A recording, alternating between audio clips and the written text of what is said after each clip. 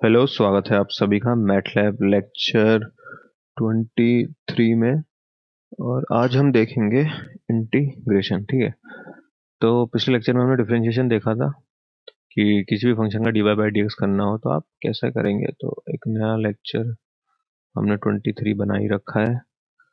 23 में इंटीग्रेशन की एक नई फाइल बनाते हैं, न्यू लाइव स्क्रिप्ट इंटीग्रेशन। ठीक है। इंटीग्रेशन की एक स्क्रिप्ट मैंने बना ली।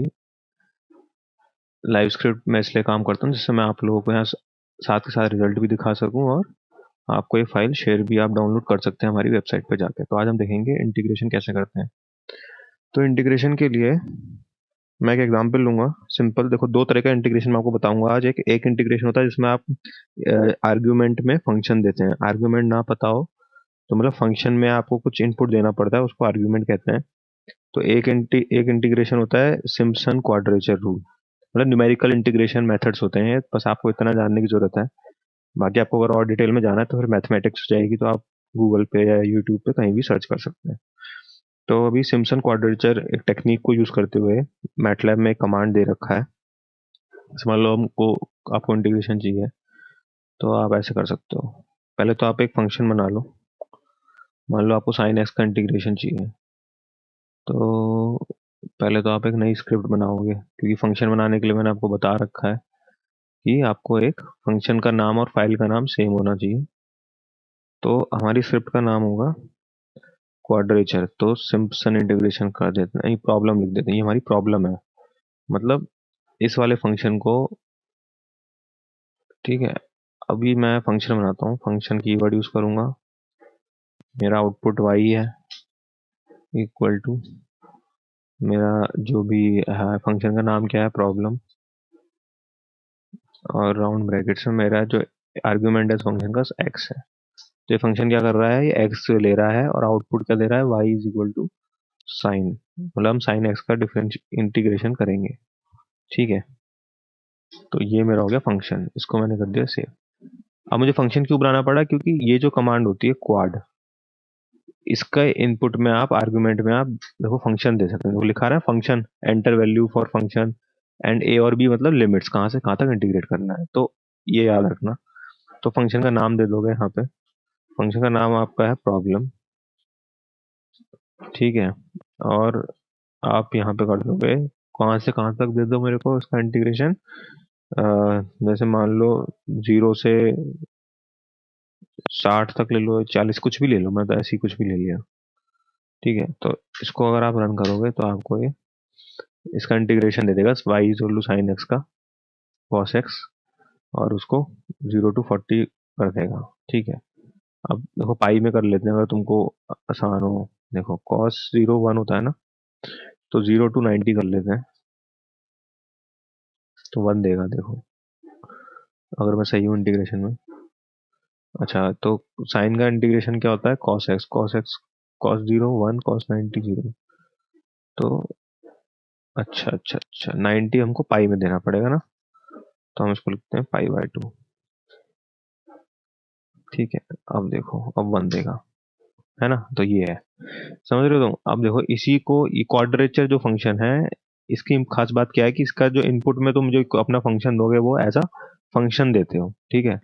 अब होता है, एक होता है, ये हम एक तरीके से और करते हैं। एक होता है ट्रेपेजॉइडल रूल, तो उसकी कमांड होती है TRAPZ। देखो ट्रेपेजॉइडल न्यूमेरिकल इंटीग्रेशन, इसमें क्या है, इसमें तुम्हें वेक्टर देते हो तुम। इसमें मतलब इसमें तुम्हें फंक्शन देने की जरूरत नहीं है। तुम पहले तो अपना फंक्शन दे दो, जैसे मैंने तुमको F0 में बताया था एक लेक्चर में। तो तुमने फंक्शन डिफाइन कर दिया साइन एक्स। ठीक है। ये तुम्हारा फंक्शन डिफाइन हो गया। अब तुम्हें इसे इंटीग्रेट करना है 0 से पाई/2। तो तुमने लिमिट बता दी 0, पाई/2।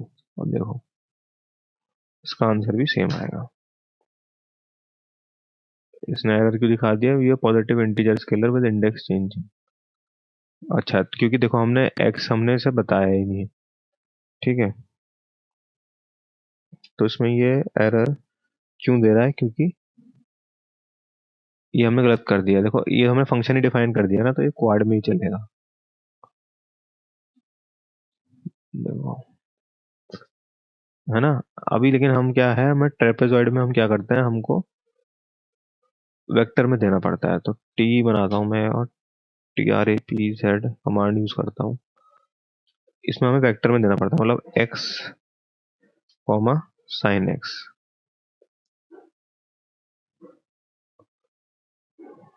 मेरा इंटीग्रेट कर दे,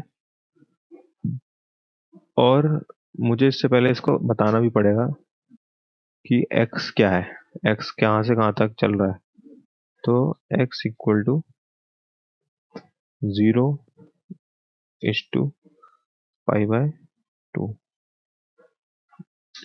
और ये मेरा वेक्टर जो है वो 0.01 का ले ले, टू डिफरेंस। ठीक है, तो अब देखो आंसर इसका 1 के आसपास आएगा, क्योंकि न्यूमेरिकल इंटीग्रेशन होता है तो ये अप्रोच करता है, तो नियरेस्ट आंसर देता है। तुम इसका देखो, अगर इसको जितना ज्यादा कर दोगे तो ये और ज्यादा क्लोज आएगा आंसर। देखो 1 आ गया ना। तो ये होता है। तो हमने क्या सीखा कि जो हम ट्रेपेजॉइडल जो फंक्शन होता है इंटीग्रेशन का, उसमें हम वेक्टर देते हैं। देखो एक्स मैंने वेक्टर दिया है, और फंक्शन यहाँ लिख दिया मैंने। ठीक है, या मतलब इस ये तुम्हें वेक्टर ही देना है, दोनों इनपुट। साइन एक्स भी तो वेक्टर हुआ ना, देखो एक्स हुआ, और ये ट्रेपेजॉइडल में एक्स कॉमा साइन एक्स। तो तुमको अगर ये ट्रेपेजॉइडल वाले फंक्शन में देना होता, तो तुम इसको ऐसे करते हैं। ट्रेपेजॉइडल में अपना एक्स का वेक्टर दिया, और जो भी फंक्शन है या e⁻sin x होता है, कुछ भी इक्वेशन होती है वो यहाँ लिख देते, तो उसका इंटीग्रल दे देता। तो इस हिसाब से दो तरीके होते हैं इंटीग्रेशन करने के, बस इतना ध्यान रखना है। क्वाड में हम सीधा फंक्शन दे देते हैं, और ट्रेपेजॉइडल न्यूमेरिकल इंटीग्रेशन होता है तो इसमें हम वेक्टर देते हैं। ठीक है, और इस पे डिपेंड करता है।